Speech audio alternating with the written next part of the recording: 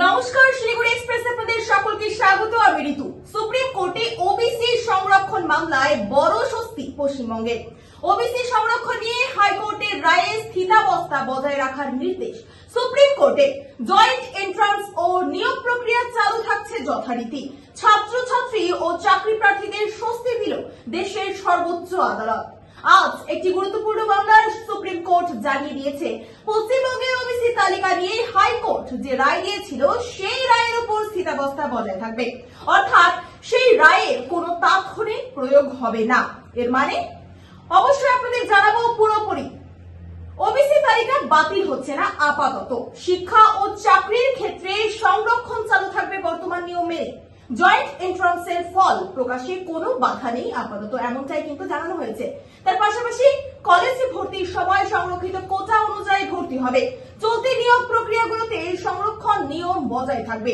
সম্প্রতি কলকাতা হাইকোর্ট এক ঐতিহাসিক রায়ে 2010 সালের পরে রাজ্য সরকার যেসব জাতিগোষ্ঠীকে ওবিসি তালিকা অন্তর্ভুক্ত করেছিল তার বৈধতা নিয়ে প্রশ্ন তোলে। মোট 77টি সম্প্রদায়কে যে প্রক্রিয়ায় ওবিসি তালিকায় অন্তর্ভুক্ত করা হয়েছিল সেই সিদ্ধান্তকে অবৈধ ঘোষণা করে হাইকোর্ট। এই রায়ের বিরুদ্ধে সুপ্রিম কোর্টে আপিল করে রাজ্য সরকার।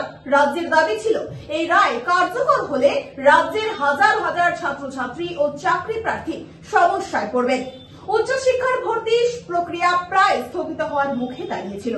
জয়েন্ট এন্ট্রান্সের ফল প্রকাশ নিয়ে অনিশ্চয়তা তৈরি হয়েছিল। ভর্তির সংরক্ষিত তালিকা নিয়ে জটিলতা দেখা দিচ্ছিল। অনেক সরকারি নিয়োগ প্রক্রিয়া স্থগিত হওয়ার সম্ভাবনা তৈরি হয়েছিল।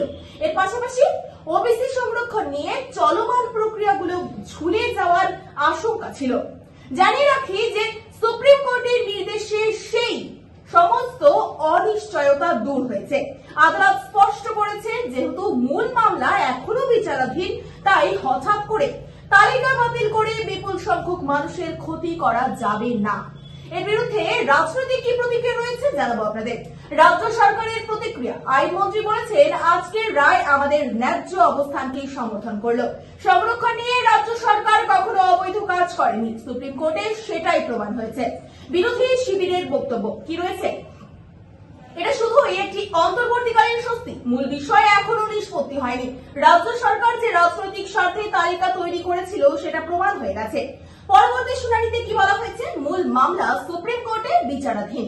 পরবর্তী শুনানির দিন পরে ঘোষণা করা হবে, এমনটাই কিন্তু জানানো হয়েছে। আপাতত আপনাদের এটাই জানিয়ে রাখলাম। আরো আপডেট পেতে অবশ্যই চোখ রাখুন আমাদের সঙ্গে। ছাত্র ও চাকরি প্রার্থীদের স্বার্থে সমস্ত তথ্য সবার আগে পৌঁছে দেব আমরাই।